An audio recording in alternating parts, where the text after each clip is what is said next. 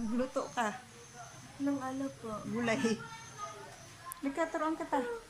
Bilis.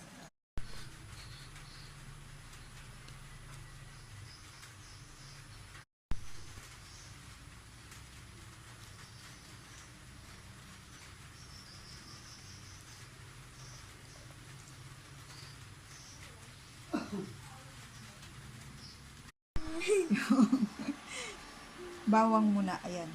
Ito? Kamayin mo. Ito na yan. Ito.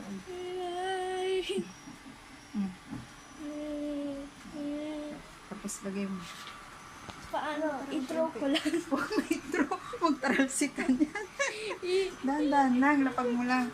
Hindi yan mag-ano. O. Yan po. Dito. O ilagay mo dito sa sandok. Naulog pa tuloy. Tapos halo-haloin. Hindi na magatalsik. Bawang lang yan. Para pag wala si mama makaluto ka ng food mo. Healthy foods. Diba? Hindi naman siya nagatalsik talaga. Kain mo yung sibuyas. Ito? Ay, dapat nauna pala yung sibuyas. Ito. Yan, onion. Sibuas. Sibuyas. Ayusin mo yung sandok. Sibuas. Ayusin mo, mahulog ka.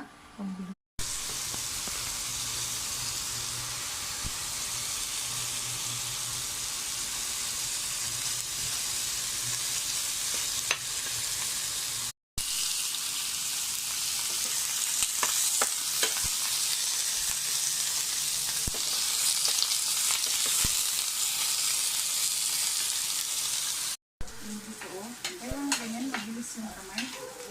Kasi masusunog yung niluluto mo pag ay tahingin. Nagganyan-ganyan. Ano ba yan? Nilalambing mo pa yung gulay. Saka, yung karne nakalimutan natin.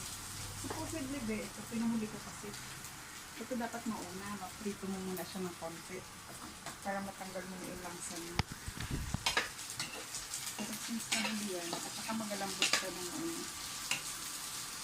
Tapos konting sabaw, tapos haluan mo na ito, paminta, asin, patis, yan. Okay? Okay.